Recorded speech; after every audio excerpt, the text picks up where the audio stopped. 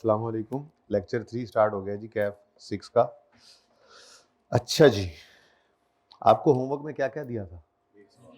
Only one हो गया था। ये सॉल्यूशन तो नहीं होगा इसका, है? करने की जरूरत होगी इसको, है ना? करने की जरूरत है।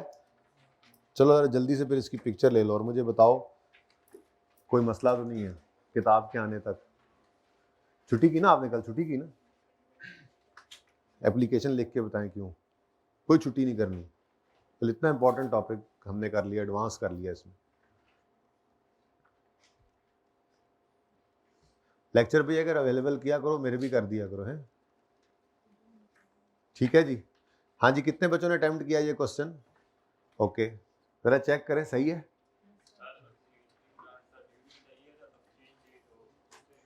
मॉनिटरी ग्रांट, हाँ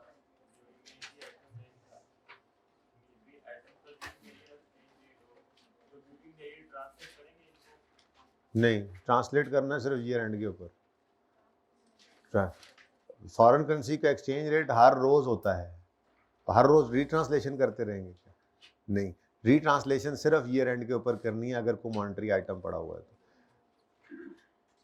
पहली मोमेंट आती है जब ट्रांजैक्शन होती है, उस दिन रिकॉर्ड कर लेना है ट्रांजैक्शन को उस दिन के रेट पे, फिर उसको छोड़ देना है।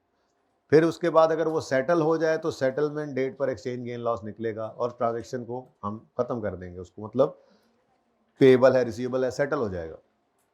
और अगर नहीं सेटल हो पाया, ईयर एंड आ गया, तो ईयर एंड पे उसको रीट्रांसलेट करेंगे। बस यही बातें होती हैं। ये नहीं कि आप हर रोज शाम को जाते हुए अकाउंटेंट जनाब एक काम एक्स्ट्रा ये भी करता है कि रीट्रांसलेट करके जाते हैं अपने मॉनेटरी आइटम्स को, क्योंकि एक्सचेंज रेट तो चेंज हो गया। ऐसे नहीं करना, ठीक है? सही है। अच्छा जी, बताएं जल्दी से, ये सवाल करा दूं? कितने बच्चों ने ये किया था? ओके, जरा चेक कर लें। ये 1 2 3 4 5 6 एंट्रीज हैं। एंट्रीज 6 की 6 सही, 7 हैं। 7 की 7 नहीं, 6 ही हैं। ये 6 एंट्रीज बिल्कुल सही हैं। टिक करें, टिक करें, टिक करें, चेक करें। कोई नहीं है, किताब अभी आपके पास, इस वजह से जरा माजरत, वरना आप घर से ही चेक करके आए होते, मुझे पता है। कोई एक भी ट्रांजैक्शन में मसला है तो मुझे बताएं। नहीं है? इतना आसान टॉपिक मिल गया हमें, है ना? चले, मैंने कॉपी में ना असल थोड़ा सा देर से होगी, मैं ना MCQs कॉपी करने लग गया। मैंने कहा भी MCQs भी आज थोड़ा सा कर दें और फिर अगर टाइम मिल गया तो लीज को स्टार्ट कर देंगे जी। हाँ, तो आपने पहले लेक्चर लिया था, उसके अंदर मैंने बताया था ना पेपर पैटर्न में कि 6 सवाल आते हैं, जिनमें से एक सवाल लाजमी MCQs का आता है 10 नंबर का। सिर्फ कॉस्ट में नहीं होते, मेरे 3 पेपर्स में से। FAR में भी है, CR में भी है, कॉस्ट में नहीं है। टैक्स में आप बता रहे थे नहीं होते MCQs, लॉ में होते हैं ना? ऑडिट में होते हैं? पता नहीं है। अच्छा चलो ठीक है, मुझे भी अपने पेपर्स का पता है। तो मेरे 3 पेपर्स में से कॉस्ट में नहीं होता, ठीक है? MCQs वाला सवाल। अच्छा जी भाई, क्लियर है? चलें आगे। चलो, क्लियर है तो क्लियर सही। आ जाओ फिर। ये बात मैंने शुरू की थी लेकिन फिर ख़त्म ना हो पाई थी। FAR को तो हमने रिवाइज कर लिया था। कॉर्पोरेट रिपोर्टिंग में अभी हम एंटर होना चाह ही रहे थे कि आप लोगों ने फौरन अपनी नीयतें जो हैं वो ख़राब कर ली थी, ठीक है? चले, यहाँ पर जो सोल्यूशन है तो सिर्फ IS 21 में fair value model I think use हो रहा है, लेकिन मैं आपको ये एग्जाम्पल 2 करवाने लगा हूँ जिसमें कॉस्ट मॉडल भी यूज़ करेंगे और फेयर वैल्यू मॉडल भी यूज़ करेंगे। और ये इन्वेस्टमेंट प्रॉपर्टी हमने बाहर के मुल्क में ख़रीदी है, तो फॉरेन करेंसी के अंदर ये हमारी प्रॉपर्टी पड़ी है, तो फिर इसके साथ IS 21 में मिक्स हो रहा है, ठीक है? सवाल शुरू करते हैं। हैंड रिटन पेज 1 है IS 21 का, इसकी एग्जाम्पल नंबर 2 है। पहले फेयर वैल्यू मॉडल ही करते हैं, कॉस्ट मॉडल तो मैंने ऐड किया है ना बीच में, ठीक है? तो we purchase a property in USA for capital appreciation. इसका मतलब ये इन्वेस्टमेंट प्रॉपर्टी है, फॉर यूज नहीं है, फॉर सेल नहीं है, फॉर कैपिटल एप्रिसिएशन है, तो IS 40 की इन्वेस्टमेंट प्रॉपर्टी बन गई, ठीक है? उसके बाद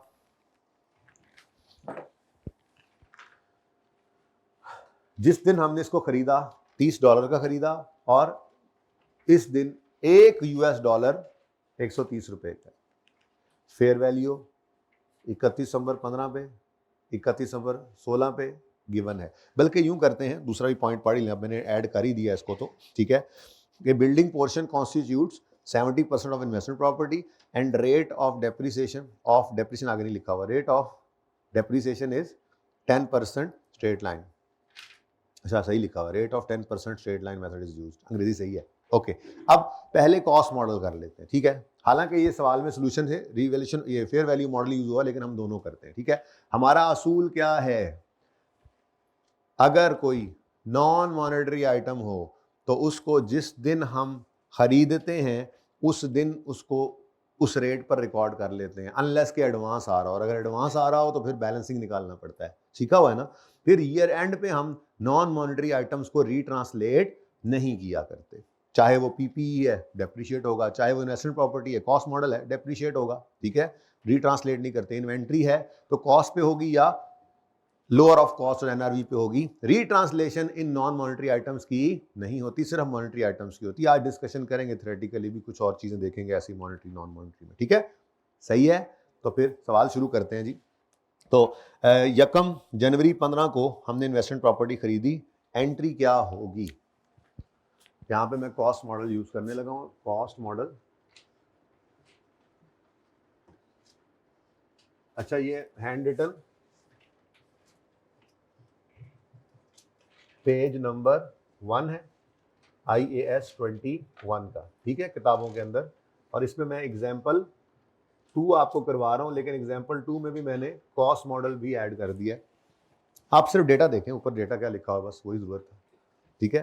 तो यकम जनवरी 15 को देखो, यकम जनवरी 15 को हमने ये प्रॉपर्टी खरीदी। इनिशियल मेजरमेंट किस पे होती है, कॉस्ट पे। कोई एडवांस तो कोई नहीं है ना, तो $30 इस दिन, $1 कितने रुपए का है, 130 का, तो कन्वर्ट करके रिकॉर्ड कर लेते हैं। इनिशियल मेजरमेंट किस पर होगी, कॉस्ट पे। एंट्री क्या होगी, investment property debit, cash credit.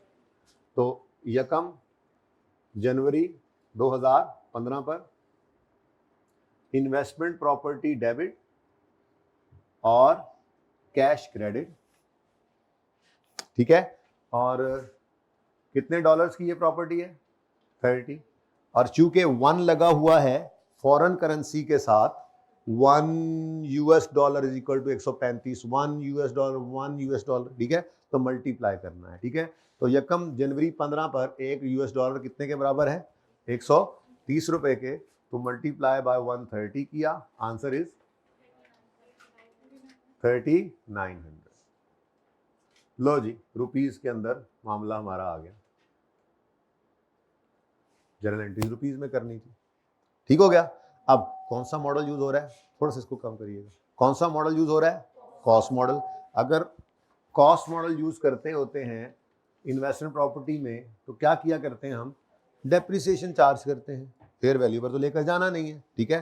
तो डेप्रिसिएशन के लिए क्या रेट यूज हो रहा है, 10% स्ट्रेट लाइन। लेकिन बीच में एक और मामला भी आ रहा है, बिल्डिंग पोर्शन कितना है, 70%।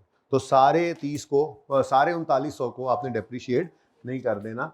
तो 31 दिसंबर 2015 आएगा, तो आप एंट्री पास करेंगे, depreciation expense debit, accumulated depreciation credit, ठीक है। कितनी है जी कॉस्ट, कॉस्ट कितनी है इन्वेस्टमेंट प्रॉपर्टी की, 3900। लेकिन ये पूरी इन्वेस्टमेंट प्रॉपर्टी की कॉस्ट है, इसको पहले कर दें 70%। अब बिल्डिंग पोर्शन आ गया, इसको फिर वहीं कोने में घुसे बैठे हो ना, इधर होके बैठो, चला गया साथ पीछे चला गया, इधर होके बैठो, मुझे है ना डर लगा रहता है। अच्छा जी, इनटू 10%। और क्योंकि यकम जनवरी 15 को ये प्रॉपर्टी आ गई थी, इसलिए पूरा साल डेप्रिशिएट करेंगे, ठीक है। और अगर दौराने साल आई होती तो फ्रैक्शन लगा देते, बोले 273, ठीक है जी। अच्छा, उसके बाद पहला साल एंड हो गया, 2 साल के लिए एंट्रीज करनी मांगी हुई है रिक्वायरमेंट में, ये रिक्वायरमेंट है ही नहीं है, 2 साल की कर लो फिर, ठीक है। नेक्स्ट ईयर आएगा, कुछ नहीं होगा। अच्छा ओहो सॉरी, डॉलर्स में प्रॉपर्टी है, रीट्रांसलेट भी कर लें। Property, investment property is a non monetary item. So retranslation नहीं करनी। Got it? हाँ, अगर ये उधार पे खरीदी होती, पेएबल होता, फिर तो बात अलग थी, लेकिन यहाँ पे तो हमने कैश पे कर दिया था। ठीक है, चलें आगे।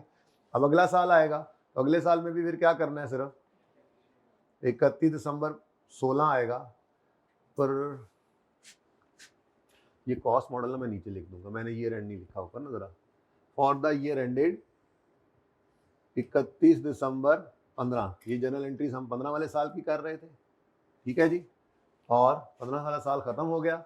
अब फॉर द ईयर एंडेड 31 दिसंबर 16, तो इस साल के अंदर और कुछ नहीं होना, ईयर एंड पे बस इसको मजीद क्या कर देना है, 10% डेप्रीशिएट। तो 31 दिसंबर 16 पर डेप्रीसिएशन एक्सपेंस डेबिट और एक्यूमुलेटेड डेप्रीसिएशन क्रेडिट 273 से। लें जी, ये आपका कॉस्ट मॉडल। कोई मसला? कोई मसला नहीं है, चल। अच्छा, यूं करें, फेयर वैल्यू मॉडल यूज करें, आसान काम आप कर देना। अगला मैंने मुश्किल काम कर दिया आपको, आसान काम आप करें। फेयर वैल्यू मॉडल यूज करें। फेयर वैल्यू मॉडल के अंदर आपको बताया था कल भी रिवाइज कराते हुए, हम नॉर्मली लेजर बना लिया करते थे। ठीक है, फेयर वैल्यू मॉडल यूज करें, मुंह बंद करके फेयर वैल्यू मॉडल यूज करें और जर्नल एंट्रीज कर दें मुझे दोनों साल की। आपके पास सिर्फ 2 मिनट है। तो पहले आप अब सोल्यूशन देख के तो नहीं करना ना, फिर तो फायदा ना होगा, है जी। सोल्यूशन को छुपा लें, डेटा आपके सामने है, ये यहां से देखें। $30 की प्रॉपर्टी खरीदी है रकम जनवरी 15 को, तो 15 और 16 की एंट्रीज पास करें। 2 मिनट स्टार्ट हो चुके हैं, ये स्टार्ट हो चुके हैं, जल्दी करें।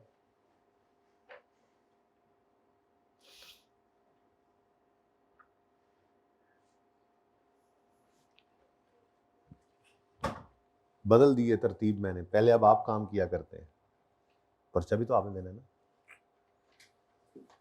शाबाश शाबाश शाबाश, मैं कराता हूं।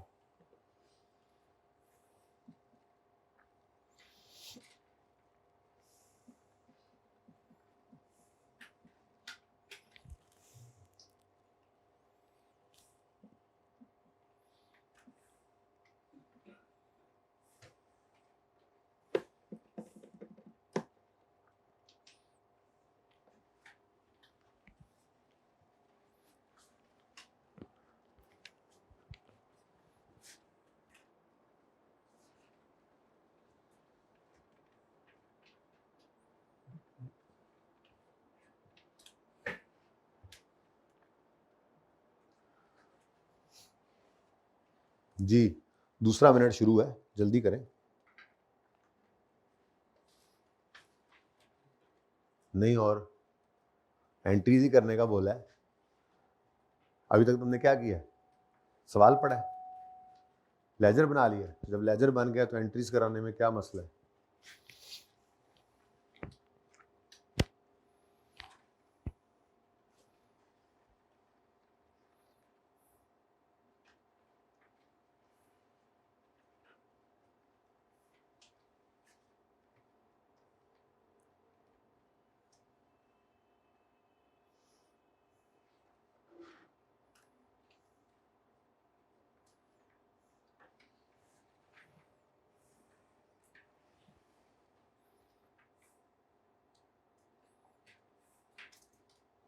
चलें जी, बस कर दें, 2 मिनट तो हो गए।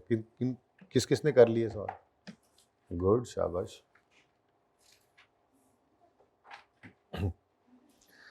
इससे ना थोड़ा सा आपके दिमाग को पहले काम करने की आदत पड़ेगी ना, जरा सोचने की आदत पड़ेगी। कर तो लेना ही है मैंने भी अभी। चलें जी, बस करें, रुक जाएं आप। फेयर वैल्यू मॉडल यूज कर रहे हैं जी हम। तो fair value model investment property का हो तो छोटा सा एक काम ये कर लिया करते थे हम कि लेजर बना लिया करते थे। ठीक है, तो जनरल एंट्रीज तो मैं यहाँ पे कराता हूँ अभी आपको। फॉर द ईयर एंडेड 31 दिसंबर 15, यहाँ जनरल एंट्रीज करते हैं। तो 1 जनवरी 15 पर आपने इन्वेस्टमेंट प्रॉपर्टी को खरीदना है, तो इनिशियल मेजरमेंट तो कॉस्ट पे ही होती है, वो एंट्री सेम ही रहेगी, ठीक है। लेकिन लेजर बना ही लेते हैं, पूरा लेजर बना के फिर एक ही बार एंट्रीज कर लेंगे, ठीक है, सही है जी। चलो साथ साथ करते जाएंगे, पर लेजर तो ओपन करें। तो एक वर्किंग हमने ओपन की, वर्किंग 1 इन्वेस्टमेंट प्रॉपर्टी का लेजर,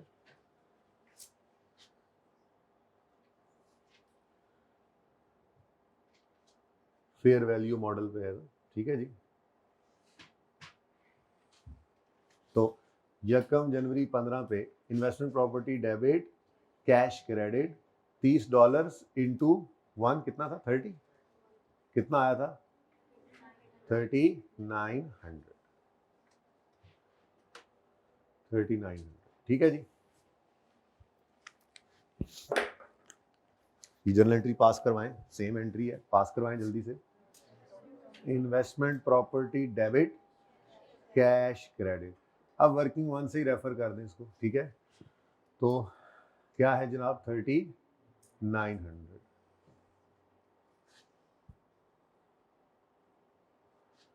तो रुपीस के अंदर हमारी ये एंट्रीज होना स्टार्ट हो। नेक्स्ट ईयर एंड आएगा तो डेप्रिसिएशन चार्ज करेंगे, क्या क्यों नो, तो फेयर वैल्यू मॉडल है तो रीवैल्यूएशन में भी तो करते थे, रीवैल्यू करने के बाद डेप्रिशिएट और पहले भी, है ना, यही तो डिफरेंस है। IAS 16 का रीवैल्यूएशन मॉडल नहीं है, ये IAS 40 का फेयर वैल्यू मॉडल है, जो कहता है अगर आपने फेयर वैल्यू पर रखना है एसेट को तो डेप्रिशिएट नहीं करेंगे, उठाकर ले जाएंगे इसको फेयर वैल्यू पर, गेन या लॉस, प्रॉफिट एंड लॉस, चाहे गेन हो चाहे लॉस हो, कहाँ जाएगा, प्रॉफिट एंड लॉस अकाउंट में, ठीक है। तो ठीक है, यही किया करते थे। 31 दिसंबर 15 पर, ये जुमा ही चल रहा है आज साढ़ा, कारी साहब का स्पीकर ही सेट नहीं हो रहा है। कैरी डाउन, देखो जी कितने डॉलर्स की प्रॉपर्टी है, 30 की, लेकिन फेयर वैल्यू 70 हो गई। ओ, यानी कि इनिशियल डेट वाली वैल्यू तो अब ना रही, अब हमारे पास वैल्यू किस दिन की आ गई, 31 दिसंबर 15 की, ठीक है, ठीक है। मल्टीप्लाई बाय 130 नहीं करेंगे, नहीं बेटा 135 करेंगे तो ये तो रीट्रांसलेट हो जाएगा, ये तो नॉन मॉनेटरी आइटम है, नॉन मॉनेटरी आइटम को तो रीट्रांसलेट करने की इजाजत नहीं है। ये क्या कर रहे हो आप लोग, असल में हम रीट्रांसलेशन कर भी नहीं रहे, बात समझिए। IAS 21 का रूल हमने नहीं ब्रेक किया, हमने 31 दिसंबर 15 पे इस प्रॉपर्टी को, इन्वेस्टमेंट प्रॉपर्टी को 31 दिसंबर 15 वाले रेट पर रीट्रांसलेट नहीं किया, हम तो इसको उठाकर ले गए 31 दिसंबर 15 वाली वैल्यू पर। अब मजबूरी ये है कि अगर वैल्यू मैंने 31 दिसंबर 15 की उठाई है तो फिर रेट भी मुझे, एक एक्सचेंज रेट भी मुझे 31 दिसंबर 15 वाला ही उठाना पड़ेगा। तो ये मत समझिएगा कि हमने एक नॉन मॉनेटरी आइटम को रीट्रांसलेट कर दिया ईयर एंड पे, हम ऐसा नहीं कर सकते, अल्लाह माफी अल्लाह माफी। हम स्टैंडर्ड को कैसे ऐसे ब्रेक करें, ये हमने नहीं किया, ठीक है, हमने रीट्रांसलेशन नहीं की। ये एक्सेप्शन है IAS 21 के अंदर कि अगर आपने इन्वेस्टमेंट प्रॉपर्टी को फेयर वैल्यू मॉडल पे रखा हुआ है तो ईयर एंड पे उसको उठा के किस पे लेके जाना पड़ेगा, फेयर वैल्यू पर। फेयर वैल्यू अगर ईयर एंड की उठाकर रखनी है तो एक्सचेंज रेट भी ईयर एंड वाला रखना मजबूरी है। ये हमने फेयर वैल्यू ट्रांजैक्शन, ये फेयर वैल्यू एडजस्टमेंट की है, इसके अंदर हमने रीट्रांसलेशन नहीं की। ये बात जहन में रहनी चाहिए आपके, ठीक है।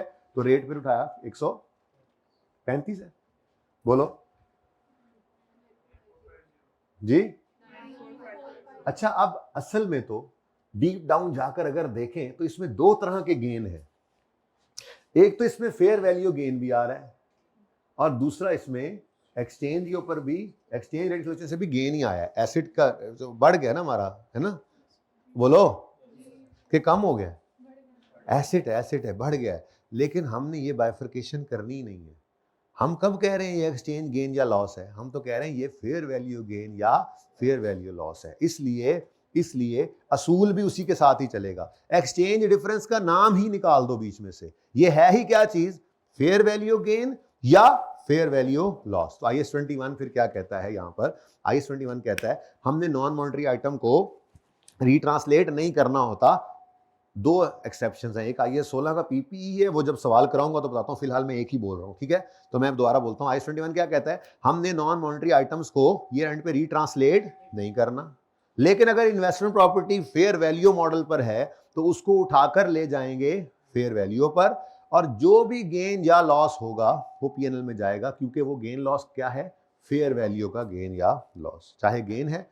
असल में तो IAS 21 ये कहता है कि चूंकि ये फेयर वैल्यू गेन IAS 40 का है, तो जिधर इसने जाना है एक्सचेंज डिफरेंस का गेन या लॉस है वो भी उधर ही जाएगा। वो तो लकीली इन्वेस्टमेंट प्रॉपर्टी का गेन भी कहां जाया करता है, P&L में, और लॉस तो वैसे ही कहां जाता है, P&L। लेकिन जब हम IAS 16 में जाएंगे ना और PPE को रीवैल्यूएशन मॉडल में रखेंगे, तो रीवैल्यूएशन सरप्लस कहां जाता है, तो फिर उस मौके के ऊपर एक्सचेंज डिफरेंस की वजह से भी कोई गेन है चाहे लॉस है, वो कहां चला जाएगा, OCI में अपने गेन के साथ ही चिपक के, क्योंकि मॉनेटरी आइटम तो है नहीं, ये तो नॉन मॉनेटरी आइटम था, PPE है चाहे इन्वेस्टमेंट प्रॉपर्टी है, हमने तो सिर्फ इसको क्या किया है, उठाकर फेयर वैल्यू पर रखा है। तो जो उस स्टैंडर्ड ने फेयर वैल्यू गेन लॉस के लिए रूल बताया हुआ है वही रूल फॉलो होगा, एक्सचेंज डिफरेंस साथ ही उसके चिपक कर जहां जाना है वहीं चला जाएगा। गॉट इट, ये बात समझ आई है। तो ये अलग अलग करने की हमें कोई जरूरत नहीं है, बस सादा सी बात है, हमने तो एक्सचेंज गेन लॉस निकाला ही नहीं, हमने तो रीट्रांसलेशन की ही नहीं, हमने तो फेयर वैल्यू एडजस्टमेंट की है, ईयर एंड पे इसको उठाकर फेयर वैल्यू पर लेकर गए हैं। तो फेयर वैल्यू गेन या लॉस IAS 40 का जहां जाता है एक्सचेंज डिफरेंस भी वहीं पे ही साथ चला जाएगा, वो गेन है वो लॉस है वो जो भी है, हमें उससे कोई लेना देना नहीं है। ओके, तो खैर से गेन है, ठीक है जी। तो गेन कहां जाएगा, P&L में कितना गेन है, 555,000, ठीक है। ये आपका फेयर वैल्यू गेन है। क्या लिखा मैंने यहां पर, फेयर वैल्यू गेन, मैंने यहां पर नहीं लिखा एक्सचेंज गेन या एक्सचेंज लॉस, ये लफ्ज लिखना ही नहीं है। इन्वेस्टमेंट प्रॉपर्टी में ये जायज ही नहीं है कि ये एंड पे उसको उठाकर रीट्रांसलेट करें, हमने रीट्रांसलेट नहीं किया। ये बात समझ आई है, ये बड़ा इंपॉर्टेंट पॉइंट है यहाँ पे। तो फेयर वैल्यू गेन है, ये बैलेंसिंग फिगर कहां ले जाएंगे हम, P&L। तो एंट्री करवाएं जी, 31 दिसंबर 15 पर इन्वेस्टमेंट प्रॉपर्टी बढ़ रही है, लेजर ही बता रहा है आपको, इन्वेस्टमेंट प्रॉपर्टी डेबिट, बड़ी इंपॉर्टेंट बात, इसको फेयर वैल्यू गेन बोलना है आपने, ठीक है। ये कहां से निकाला है हमने, वर्किंग 1 से, 555,000। समझ आई बात की, और बोलो अच्छा। अब ऐसे ही जब IAS 16 का रीवैल्यूड, IAS 16 का एसेट होगा, उसको रीवैल्यूएशन मॉडल पर रखा होगा, तो रीवैल्यू करेंगे तो फिर रीवैल्यूड अमाउंट यानी फेयर वैल्यू ईयर एंड की उठाएंगे, तो रेट भी वही उठा लेंगे। अब उस पर चाहे एक्सचेंज गेन होगा चाहे लॉस होगा, वो हमारे लिए रेलेवेंट नहीं है, हम रीवैल्यूएशन में देखेंगे सरप्लस है या लॉस है। अगर लॉस है तो P&L में चला जाएगा, सरप्लस है तो कहां जाएगा, OCI में, एक्सचेंज डिफरेंस भी उधर ही जाएगा जिधर को गेन लॉस जा रहा होगा, क्योंकि रीट्रांसलेशन नहीं है, रीट्रांसलेशन नहीं है, ये तो फेयर वैल्यू एडजस्टमेंट है, फेयर वैल्यू उठाकर लेकर गए इसको, ठीक है। सही है, समझ आ गई। वो अभी किया नहीं है, बहरहाल देखते हैं। नहीं जी, क्लोजिंग को ओपनिंग बनाएं, क्योंकि अगले साल में और तो कुछ नहीं होना, अगले साल में और कुछ नहीं हुआ, डेप्शन तो करनी नहीं है, अगले साल के एंड पे फिर इसको उठाकर ले जाना है, क्योंकि हर साल IAS 40 का फेयर वैल्यू मॉडल क्या कहता है, ये नहीं कि 2 साल 3 साल बाद कर रहे हैं, IAS 40 का फेयर वैल्यू मॉडल क्या कहता है, हर साल उठा के फिर इसको कहां ले जाओ, फेयर वैल्यू पे, गेन या लॉस कहां ले जाओ, P&L में, ठीक है। तो उसके साथ ही एक्सचेंज डिफरेंस भी जाता रहेगा। तो ब्रॉड डाउन 9450 और 31 दिसंबर 16 पर कैरी डाउन हमारा, जो कि नजर नहीं आ रहा, इस तरह लिख देता हूं, कैरी डाउन जी, कितनी हो गई जी फेयर वैल्यू इसकी, ओ किधर, ये 25, तो फेयर वैल्यू पे तो लॉस आ, फेयर वैल्यू मेजरमेंट पर तो क्या आ गया हमें, लॉस। खैर चलो, लेकिन 31 दिसंबर 16 पर चूंकि वैल्यू 31 दिसंबर 16 की उठा ली ना, अब तो फिर रेट भी कौन सा लगाना पड़ेगा, 31 दिसंबर 16 वाला, और वो क्या है 132।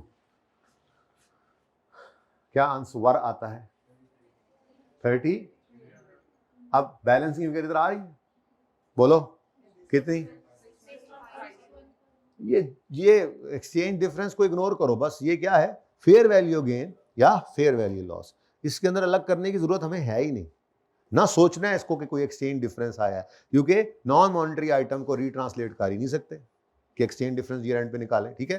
तो ये फेयर वैल्यू गेन होगा या फेयर वैल्यू लॉस। तो हमें क्या आ गया जी इस दफा, फेयर वैल्यू लॉस आ गया। ये बैलेंसिंग फिगर ये उठाकर ले गए हम P&L, ठीक है जी। ये जनाब आपको पढ़ाना था कल, मैं तो कहा था कि हिम्मत करो पढ़ लो, लेकिन आपने कहा नहीं नहीं नहीं नहीं नहीं, इतनी सी बात थी। तो 31 दिसंबर 2016 अगर ईयर एंड है तो 31 दिसंबर 16 पर खड़े होकर आपने अपने एसेट को उठाकर फेयर वैल्यू पर लेकर गए, तो फेयर वैल्यू लॉस, ये नाम ही लिखा करें, गेन लॉस है। तो मैं आपको जरा याद करवाने के लिए सिर्फ P&L डेबिट P&L क्रेडिट लिख दो, एंट्री के नंबर पूरे मिलेंगे। यहाँ पे आप लिखो investment property debit P&L credit, P&L debit investment property credit, पूरे नंबर मिलेंगे। ये तो मैं आपको जरा पक्का कर रहा हूँ इस बात के ऊपर कि ईयर एंड पर इन्वेस्टमेंट प्रॉपर्टी को उठाकर ले गए फेयर वैल्यू पर, तो रेट भी ईयर एंड वाला यूज किया, ओरिजिनल रेट डिफरेंट था, ये कोई रीट्रांसलेशन नहीं किया हमने, फेयर वैल्यू एडजस्टमेंट की, इसलिए गेन है चाहे लॉस है, मैं उसके साथ क्या लिख रहा हूं, fair value gain fair value loss, ठीक है। तो फेयर वैल्यू लॉस P&L में जाएगा, वर्किंग वन से हमने निकाला है, देखो ना ये एंट्री क्या हो रही है, investment property credit P&L debit, तो P&L डेबिट किया हमने, ठीक है, किससे 6150 और इन्वेस्टमेंट प्रॉपर्टी क्रेडिट, ठीक है जी। तो ये जनाब दोनों में डिफरेंस है कॉस्ट मॉडल में, और कॉस्ट मॉडल में हम अपनी बात पे कायम है। कॉस्ट मॉडल क्या कहता था कि आपने मतलब इन्वेस्टमेंट प्रॉपर्टी के अंदर कॉस्ट मॉडल तो डेप्सिट होना है, तो फिर IAS 21 अपने हिसाब से सही लग रहा है, फेयर वैल्यू को तो वैसे इग्नोर किया, एक्सचेंज रेट को करना ही इग्नोर है क्योंकि ये नॉन मॉनेटरी आइटम है। लेकिन जब फेयर वैल्यू मॉडल पे गए तो हमने एक्सचेंज रेट को इग्नोर करना था, लेकिन फेयर वैल्यू मॉडल पे चूंकि फेयर वैल्यू ईयर एंड वाली उठाई तो मजबूरन हमें रेट भी ईयर एंड वाला उठाना पड़ा, तो गेन लॉस भी क्या फिर कहलाया, फेयर वैल्यू गेन या लॉस। Got it. तो यहां पे सिर्फ ये फेयर वैल्यू वाली वर्किंग हुई पड़ी है, ठीक है, कॉस्ट वाली नहीं हुई, लेकिन दोनों आमने सामने हो जाए ना, दोनों आमने सामने हो जाए जैसे बोर्ड पे हो गई तो ज्यादा पक्का हो जाता है। क्लियर है ये? अच्छा जी, अगर ये क्लियर है, शीशा है शीशा, ये कैंगरू देख रहे हो, कैंगरू, कैंगरू वाले सवाल में दो एडजस्टमेंट्स हैं, जरा देखें, देखें होएबल है, होएबल है, होएबल है। कोई भी सवाल आपका ऐसा नहीं होगा कि जो होएबल ना हो, वह हिम्मत की जरूरत है। नहीं मिल रहा है या नहीं है, वो कल वाले नोट्स में है या नहीं है, चलो कल वालों में नहीं था, चलो शुक्र है आज वाले में डाल दिया, मिला है। आज दो हैंडआउट्स यार इकट्ठे अटैच कर देने थे, अल्लाह के बंदो क्या किया आप लोगों ने, हैंडआउट इतने बना दिए इनके, इनको समझ ही ना आए।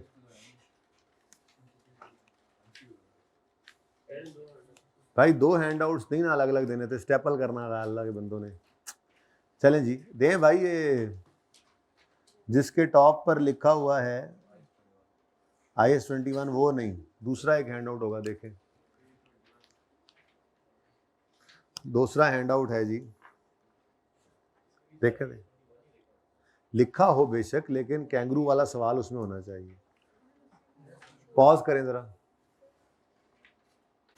जी बच्चों, ये question kangaroo limited question bank का क्वेश्चन नंबर 4 है।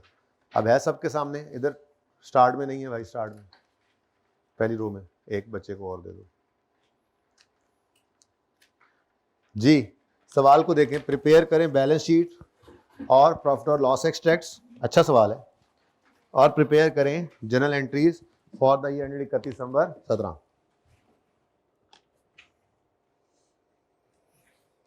Kangaroo Limited is a Pakistani-based company, and is preparing its financial statement for the year 31 December 17. Following transactions were carried out during the year.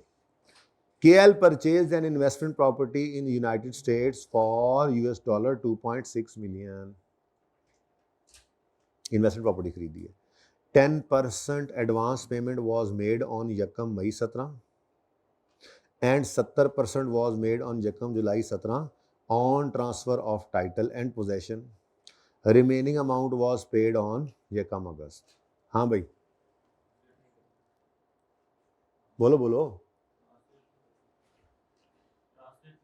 Translate क्यों नहीं भाई, मैं तो ये कहने लगा था कि पहली बात ये है कि आपने सबसे पहले इसका रीपेमेंट का स्केड्यूल बनाना है, मैंने आपको कहा था. ठीक है, यकम मई को 10% 2.6 का, फिर यकम जुलाई को 70% और फिर यकम अगस्त को बाकी का 20%. ये पहले लिख लेना ज़रूरी है, कहा था आपको. ठीक है.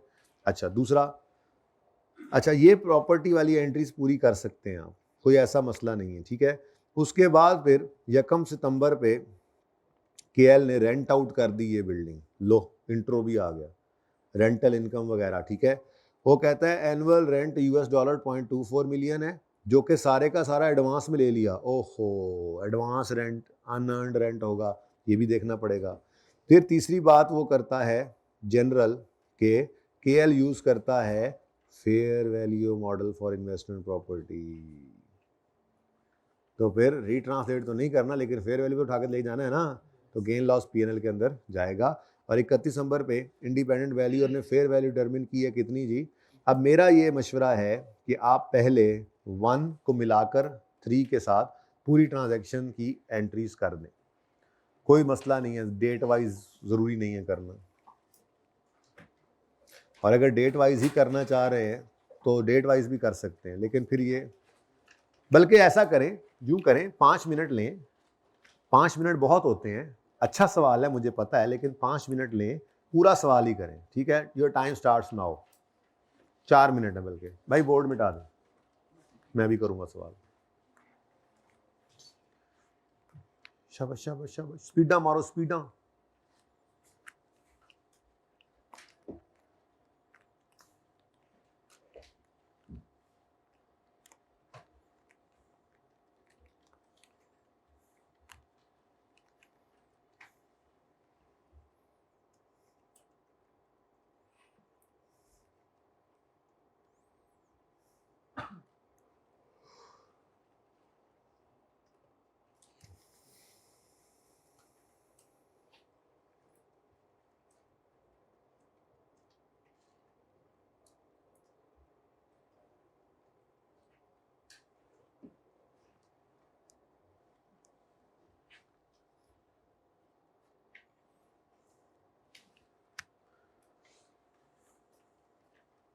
थोड़ा टाइम कम दे दो ना, हाथ पांव फूल जाते हैं. कहीं से शुरू कर दिया करो.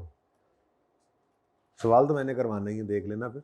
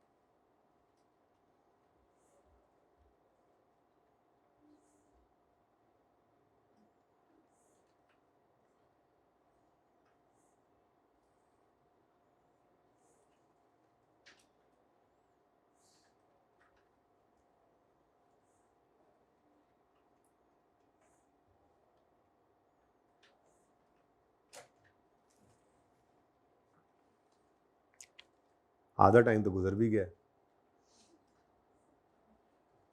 देखें एडजस्टमेंट 1 और 3 को मिलाएं तो ये अभी वाला सवाल ही है, और तो कोई नई चीज़ नहीं है. उल्टा 1 साल का है, टाइम नहीं लगना चाहिए.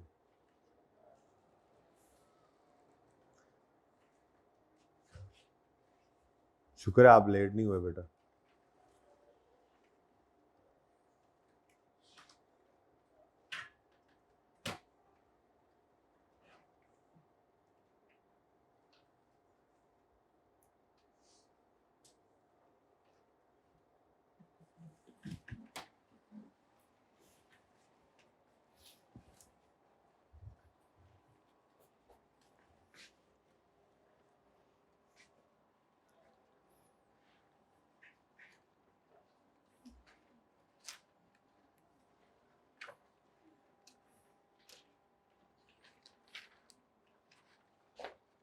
जल्दी कर लें, सुस्तियाँ छाई हुई हैं।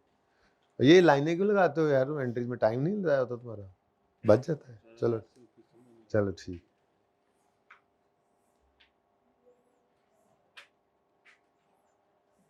अब देखो ना, कल जैसे सिखाया वैसे करते।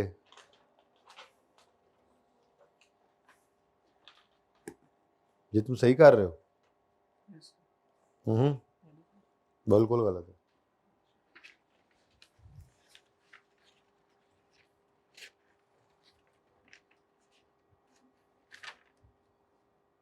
जल्दी करें, मैंने ये लिखा हुआ देखना आप क्या लिखने लगी हैं। गुड। ब्रॉड डाउन कहाँ से आ गया बेटा? कैश भी नहीं है, बहुत कुछ है, बस सब कुछ अभी लग जाता है पता। इसीलिए जरा थोड़ा सा आप लोगों को कहा पहले जरा हिलो जुलो। बेटा अभी क्लास थी?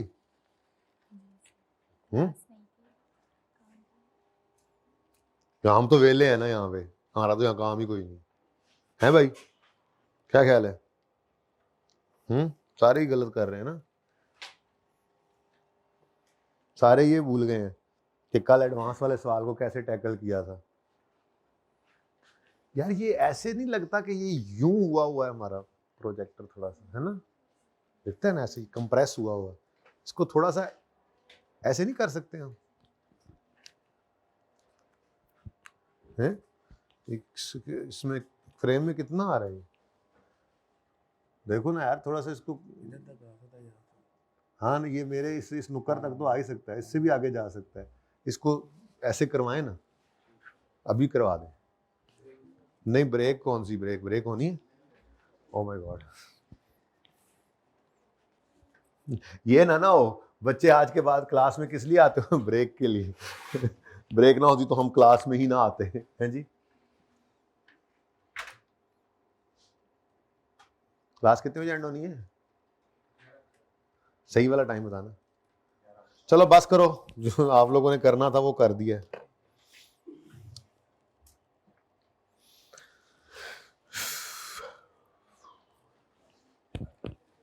बस करें जी। क्वेश्चन बैंक का क्वेश्चन नंबर 4 है।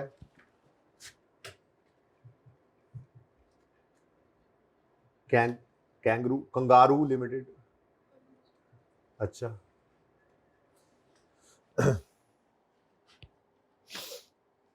अब सबसे पहला काम, इन्वेस्टमेंट प्रॉपर्टी जो खरीदी है उस इन्वेस्टमेंट प्रॉपर्टी के अंदर जो है वो पेमेंट इकट्ठी नहीं हो रही, तो छोटा सा स्केड्यूल वो वर्किंग सी बना लेते हैं। ठीक है, तो सबसे पहली वर्किंग मैं छोटी सी यही बना लेता हूँ। वर्किंग 1, किस दिन कितने पैसे दिए हैं सबसे पहले बताइए। यकम मई 2017 पर 2.8 मिलियन है ना टोटल, 2.6। उसका कितने परसेंट इस दिन एडवांस पे किया? 2.6 इंटू 10%। तो ये जनाब ये इतनी जगह मैंने क्यों खाली छोड़ दिया? ले दस बोर्ड के अंदर ये जगह बाकी है ना, वर्किंग के लिए खुली डुली जगह मिल गई हमें, है ना,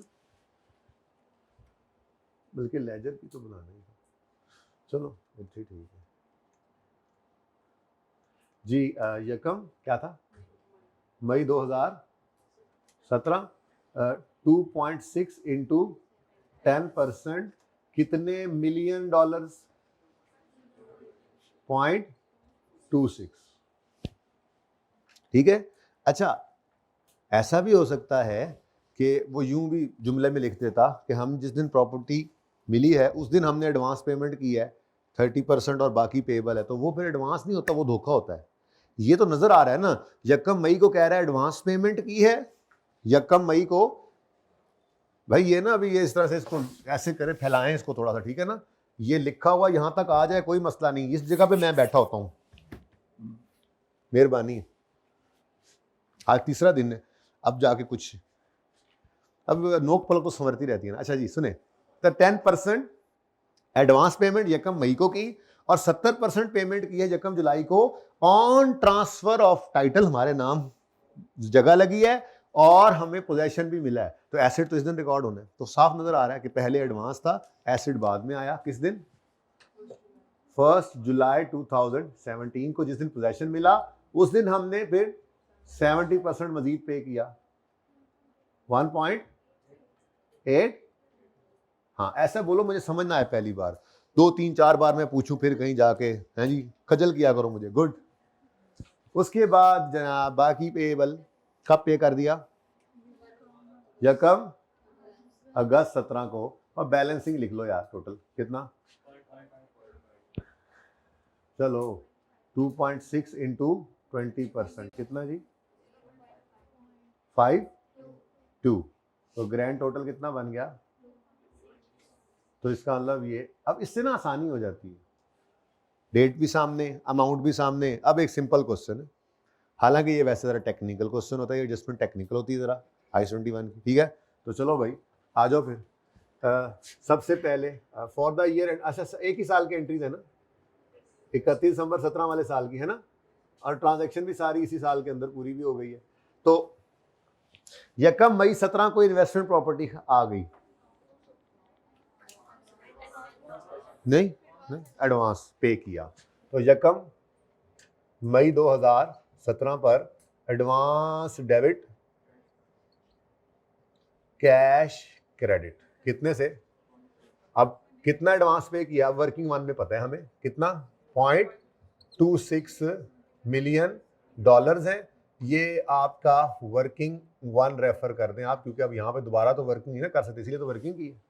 लेकिन देखना ये है कि मल्टीप्लाई या डिवाइड। अब आए एक्सचेंज रेट्स की तरफ, ठीक है।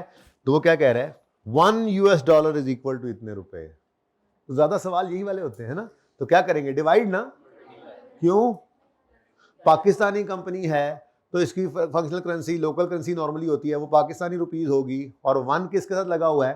फॉरेन करेंसी के साथ। रुपीस के अलावा कोई भी करेंसी है तो वो फॉरेन करेंसी है, ठीक है।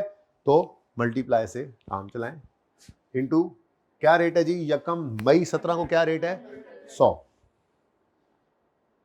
जी। आंसर 26 क्या मिलियन रुपीज इन मिलियन। चलो तो 26 मिलियन रुपीस का एडवांस आपने पे कर दिया। ये जनाब आपकी पहली ट्रांजेक्शन। कोई मसला? बिल्कुल कल वाले सवाल जैसा ही। अब तो ये आप क्यों भूल गए थे भाईजान? अपने अपने फनकारियां लगा ऐसे क्या, नाराज क्यों हो रहे हो? लेजर में तुमने क्या किया हुआ था पता नहीं, अभी देखते हैं ना। वैसे ही किया था। वैसे क्यों किया था? मेरा तो तरा काटता ना तुम। अच्छा जी। उसके बाद जनाब पोजेशन किस दिन मिल रहा है हमें? पोजेशन किस दिन मिल रहा है? यकम मई को, यकम जुलाई को, ठीक है। तो यकम जुलाई को इन्वेस्टमेंट प्रॉपर्टी हमारी आ गई, ठीक है। इन्वेस्टमेंट प्रॉपर्टी यकम जुलाई को डेबिट करेंगे हम। लेकिन च्यों नक्का सवाल में एडवांस आ रहा है, चना नचा। मैंने आपको कहा था इन्वेस्टमेंट प्रॉपर्टी, एसेट, इन्वेंट्री, जो भी एसेट आपका आना है एडवांस के अगेंस्ट, कुछ चाहे सारा एडवांस दिया हुआ था चाहे कुछ एडवांस था, बाकी आप पे करना है। आपने फिर रिस्क नहीं लेना है इसके ऊपर। इधर नहीं 2.6 मिलियन डॉलर लिखने की कोशिश करनी, बल्कि यहाँ पे हमेशा क्या आएगा? बैलेंसिंग फी। इससे गलती नहीं होगी, ठीक है। ये तो बात की बात है, ये तो बैलेंसिंग जो निकालना है। सबसे पहला काम क्या करना है? एडवांस को एज इट इज उठाकर क्रेडिट करें इधर। तो एडवांस हो गया क्रेडिट कितने से जी? 26 से। कुछ कैश पे भी किया है। कितना कैश पे किया है? 1.82 मिलियन डॉलर्स पे किए हैं। तो कैश स्पॉट रेट पर पेमेंट आ गई 1.82। ये कहां से मिला आपको 1.82? वर्किंग नंबर 1 से। अब यकम जुलाई का रेट ढूंढने, क्योंकि पेमेंट इस दिन डॉलर्स की करनी है तो इस दिन जाके डॉलर्स लेंगे। तो यकम जुलाई 17 पर 105 रुपए का $1 हो गया है, इंटू 105 जी। फरमाइए 192 कर दूं? 190 तो 1 कर दूं? वही कह रहा हूं, जरा मैं राउंड चल लूं अगर आपकी इजाजत हो तो। अच्छा, रुपीज इन मिलियन, या 2 डेसिमल यूज कर भी सकते हैं, पर कोई नहीं, खैर है चलने दो। नेक्स्ट। सारा काम खत्म हो गया, बैलेंसिंग निकाल लूं? नहीं, सारे पैसे तो पे नहीं हुए।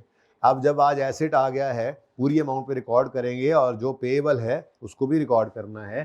तो पेएबल फॉर इन्वेस्टमेंट प्रॉपर्टी कितना पेएबल है जी, ये तो ये फायदा हो जाता है इसका, आसानी हो गई ना। अब फिगर्स भी सामने, मतलब डॉलर्स भी सामने, डेट्स भी सामने, सुकून से देखते जा रहे। तो 0.52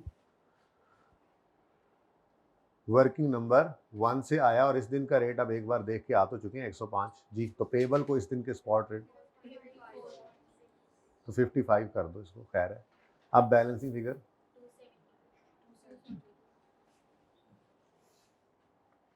तो ये 272 से आपने इन्वेस्टमेंट प्रॉपर्टी के लेजर में डेबिट करनी थी फिगर, ठीक है। ये पहली एंट्री हो गई। और अब चूंकि वो चल रहा है फेयर वैल्यू मॉडल पर, तो फिर ईयर एंड पे इसकी क्या निकालेंगे, फेयर वैल्यू। लेकिन ईयर एंड तो आए, बीच में एक और मसला भी तो आ गया,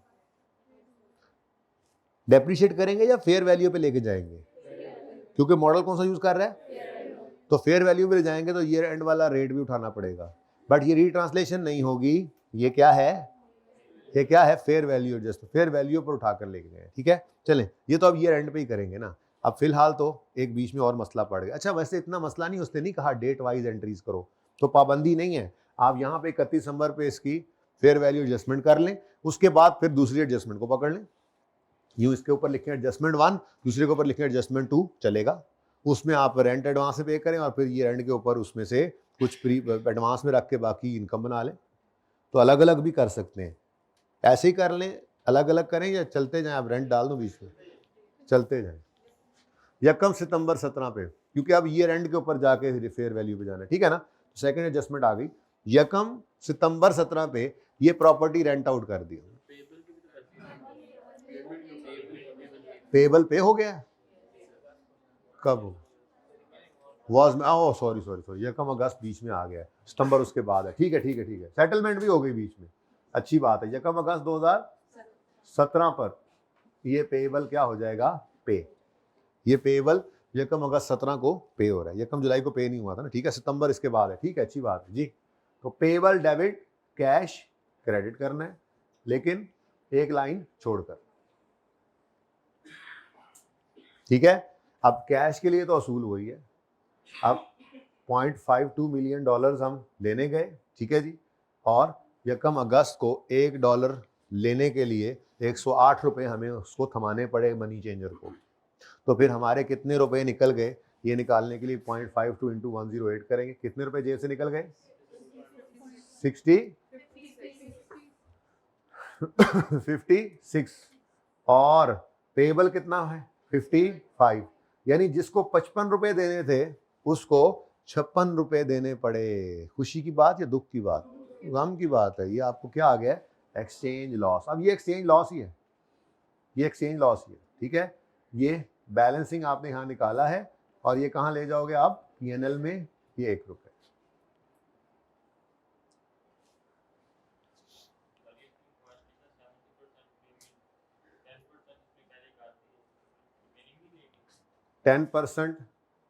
टेन परसेंट ये कर दी थी, 70% ये हो गई और बाकी की 20% ये पेमेंट हुई है। हाँ तुम करके देखो, 2.6 पूरा हो जाएगा। फिर सादा बात को सादा रखा करो अहमद, पहले भी तुम्हें समझाता आया हूं मैं, ठीक है। सादा बात को सादा रखा करो, ठीक है। सादा सी बात है, 2.6 मिलियन डॉलर की प्रॉपर्टी खरीदी है, 10% एडवांस दिया था, 70% पोजेशन के वक्त पे कर दिया और 20% 1-2 महीने बाद पे कर दिया, दैट्स इट। सादा है, सादा ही रखो, ठीक है। नहीं नहीं नहीं, इतनी सादा बात कैसे, वही सीए वाले बच्चे का मसला है जी, इतनी सादा बात कैसे, इतनी सिंपल बात तो नहीं हो सकती पर्चे में, है। चलो जी आगे बढ़ो। अब रेंट पे दे रहे बिल्डिंग, हो गया ना, क्योंकि अब ये रेंट पे इसको फेयर वैल्यू पे लेके जाना है तो वो कर लेंगे, ओके। चलो फिर यकम सितंबर पे केएल ने ये प्रॉपर्टी रेंट आउट कर दी है at annual rental of $0.24 million for 1 year and received full amount in advance on the. तो यकम सितंबर 17 पे इन्होंने पूरे साल का रेंट एडवांस में रिसीव करके ये प्रॉपर्टी रेंट पर दे दी। ठीक है, तो क्या एंट्री करेंगे, कैश आया है कि गया है, कैश आया है तो कैश डेबिट, और अगेंस्ट इनकम इनकम इनकम ना, एडवांस रेंट, डेफर्ड रेंट, कुछ भी कह लें, अनअर्न्ड रेंट, ये क्या कहते हैं इसको, एसेट या लायबिलिटी, ये लायबिलिटी होती है। आपने आज इकट्ठे पैसे ले लिए, अपने सर पे एक बोझ डाल लिया कि अगले 1 साल तक आपने ये प्रॉपर्टी किराए पे दिए रखनी है, एडवांस है, इसके अगेंस्ट आपको फ्यूचर में सर्विसेज आपको देनी पड़ेंगी, सर्विसेज। ठीक है, तो एंट्री क्या बनी आज, कैश डेबिट और advance rent credit, advance rent credit. ठीक है, अब कितना रेंट आपने आज रिसीव किया है, कितना, $0.24, तो $0.24 रिसीव किए हैं, $1 मिलियन। ठीक है, और 110 रुपये का $1 है, तो 0.24 million into 110, answer is 20, round ही करके चल रहे हो तो चलते रहो ना, अब 26। ठीक हो गया जी। अच्छा, अब advance rent is a liability, ऐसा ही है, तो ये रेंट पर ये एक लायबिलिटी है जिसको रिट्रांसलेट करेंगे, पेएबल है ना, पेएबल है ना, मनी पेएबल है, मनी पेएबल नहीं है, मनी पेएबल नहीं है, मनी पेएबल नहीं है, ये एडवांस एक लायबिलिटी तो है, लेकिन liability to pay cash in future नहीं है, liability to provide services in future है। जैसे एडवांस दिया जिसके अगेंस्ट एसेट ने आना होता है या गुड्स ने आना होता है, तो वो हमारा एसेट तो है लेकिन मॉनिटरी एसेट नहीं होता, क्योंकि वो एक एडवांस फॉर गुड्स या एडवांस फॉर प्लांट जो है वो एक ऐसा राइट है जिसके अगेंस्ट फ्यूचर में कैश नहीं आना। Right to receive cash in future नहीं होता, right to receive goods, inventory, right to receive property, right to receive PPE, तो वो नॉन मॉनिटरी आइटम था। बिल्कुल ऐसे ही ये भी एक नॉन मॉनिटरी आइटम है, आपने एडवांस लिया है, फ्यूचर में क्या आपने ये कैश वापस करना है, क्या ये कैश की फॉर्म में वापस करना है, तो इसका मतलब एडवांसेस जो होते हैं ना, एडवांसेस जिनके अगेंस्ट आपने लिया है फ्यूचर में गुड्स या सर्विसेज देनी है, या आपने कहीं एडवांस दिया है फ्यूचर में गुड्स या सर्विसेज रिसीव करनी है, तो ये आपका नॉन मॉनिटरी आइटम होता है। ये पड़ा भी है ईयर एंड पे तो इसको रिट्रांसलेट नहीं करना। गॉट इट, ये बात समझ आ गई यहां तक को मसला। लेकिन एक मसला तो है, एक मसला तो है, अब इंट्रो वाला मसला तो अभी भी है। वो मसला क्या है, वो मसला क्या है, आपने एडवांस रेंट नाम की लायबिलिटी बुक की है सितंबर में, लेकिन सितंबर, अक्टूबर, नवंबर, दिसंबर, ये 4 महीने सर्विसेज दे भी तो नहीं है, तो ये 4 महीने की आप इनकम बुक कर नहीं सकते? बिल्कुल कर सकते हैं। तो आप 4 महीने की रेंटल इनकम बुक करेंगे, 31 दिसंबर 2017 पर आप आएंगे। ठीक है, अब इनकम बुक करने की एंट्री क्या होती है, इनकम बुक करें तो income credit, rental income credit, और दूसरी तरफ डेबिट क्या होगा, कैश। कैश, कैश नहीं, वो तो तब होता जब 4 महीने का रेंट चौथे महीने के एंड पे रिसीव करते, तो वो बचपन इंट्रो वाली एंट्री होती जो बिल्कुल बचपन वाली होती, cash debit rental income credit. लेकिन ये तो आप एक्रूवल का टॉपिक पढ़ चुके थे इंट्रो के अंदर, ये उस वक्त आया था कि आपने जब पैसे रिसीव किए थे तो आपने एंट्री पास की थी cash debit advance rent credit. तो जब 4 महीने गुजर गए तो लायबिलिटी पूरे 12 महीने की सर्विस देने की अब नहीं बची है, बल्कि आपने उसमें से 4 महीने की लायबिलिटी अपने सर से उतार ली है, 4 महीने तक आपने सर्विसेज दे ली हैं, तो 4 महीने के बराबर आप रेंट को इनकम में डाल सकते हैं। रिसीव सारे साल का कर लिया था, लेकिन इनकम में सिर्फ कितना जाएगा, 4 माह का। तो क्या एंट्री बनेगी अब, एडवांस रेंट नामी लायबिलिटी डेबिट और रेंटल इनकम क्रेडिट। अब ये क्या है, लायबिलिटी, और ये इनकम कहां जाएगी, पीएनएल में।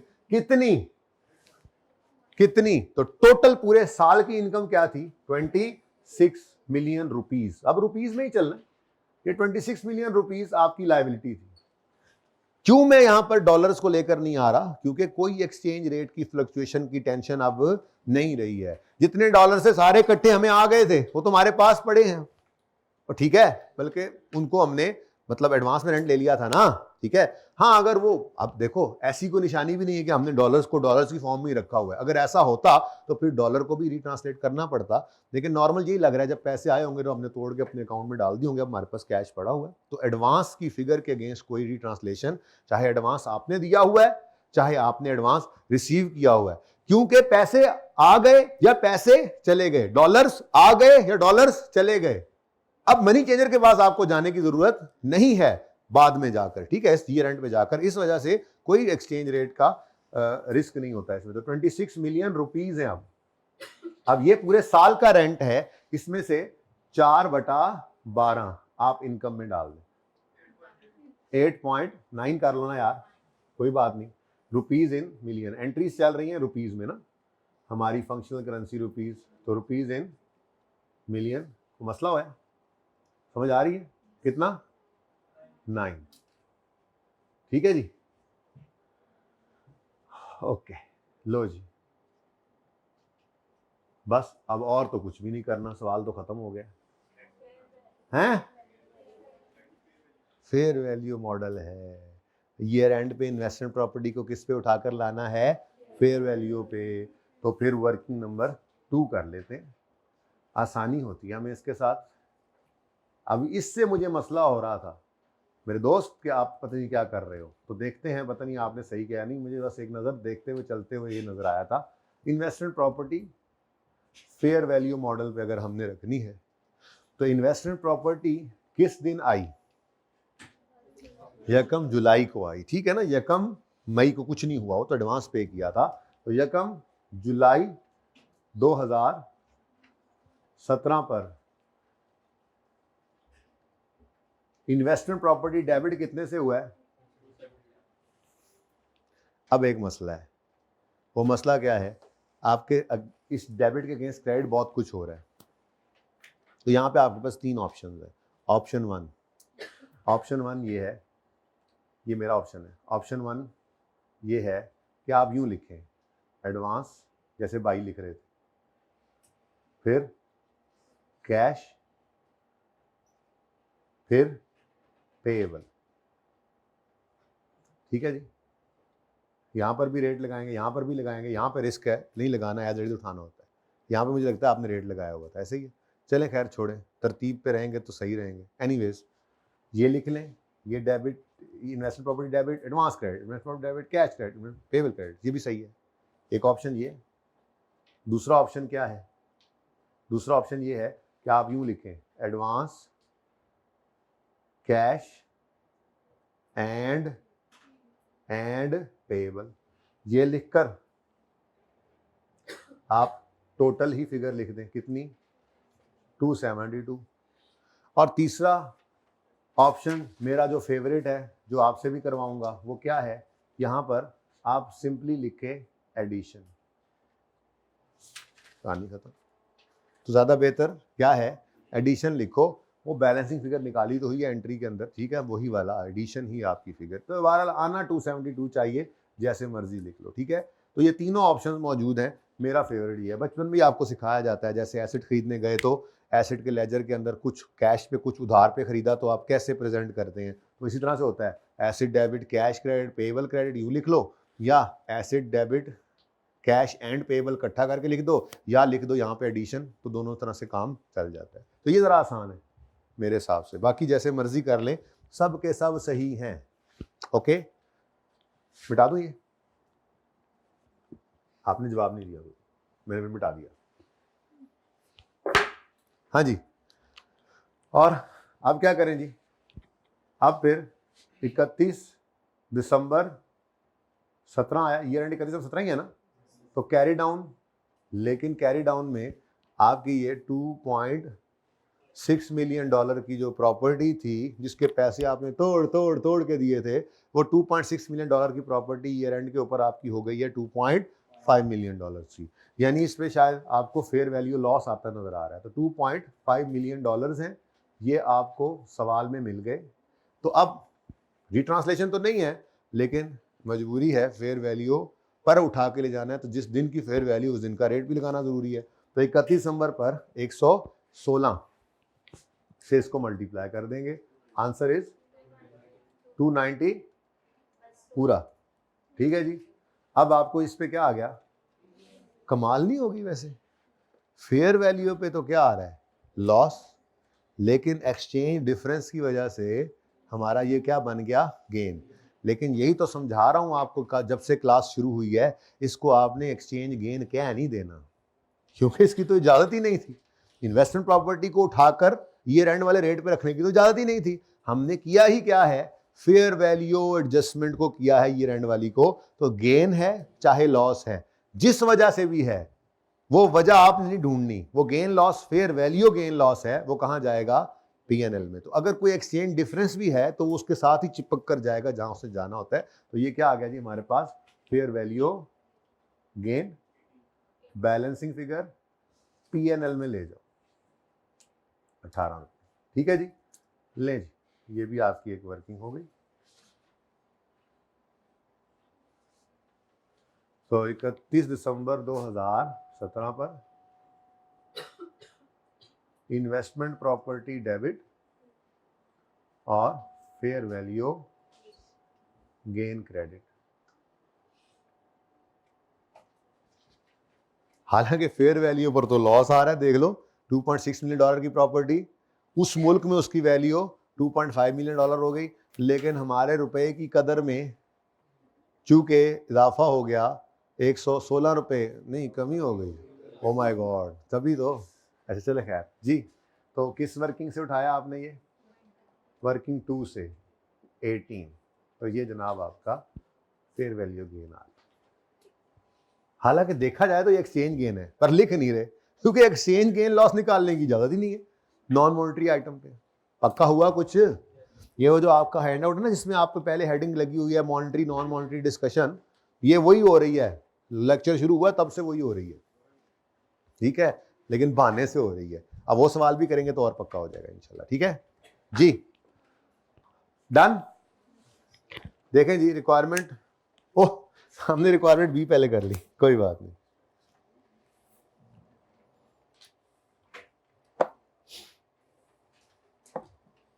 चलें जी, अब एक्सट्रैक्ट भी बना लेते हैं फिर।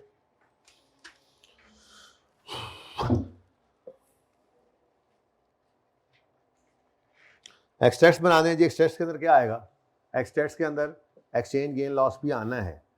वो exchange gain loss investment property की रीट्रांसलेशन नहीं थी, असल में वो पेबल हमने जब सेटल किया था ना, तो उस पर एक्सचेंज डिफरेंस आया था। ठीक है, अच्छा, उसके अलावा यहाँ से मुझे रेंटल इनकम आती नजर आ रही है इस सवाल में से, और उसके बाद फेयर वैल्यू गेन भी है। बैलेंस शीट के अंदर आपकी इन्वेस्टमेंट प्रॉपर्टी होगी बस, और तो कुछ नहीं होगा।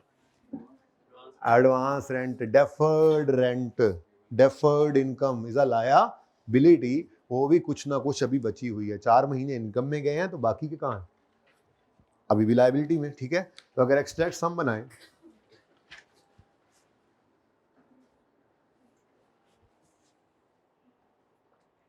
तो पीएनएल के एक्सट्रैक्ट बना लेते हैं जी। 2017 3-4 लाइनें इसीलिए छोड़ दें, और स्टेटमेंट ऑफ फाइनेंशियल पोजीशन के एक्सट्रैक्ट्स,